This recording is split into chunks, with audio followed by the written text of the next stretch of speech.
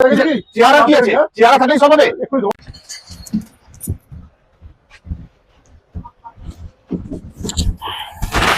কি হলো তোর?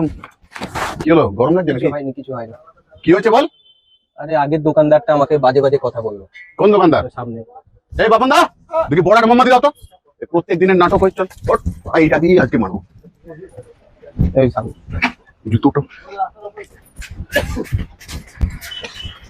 এই কোন এইটা? চেহারা কি আছে? চেহারা থাকলেই সব হবে। ভাইকে কিসের জন্য খারাপ করেছো? একদম এইটা দিয়ে ধর, ওঠে উপরে ধর। অত বড় চেহারা ভেবেছো কি আমরা?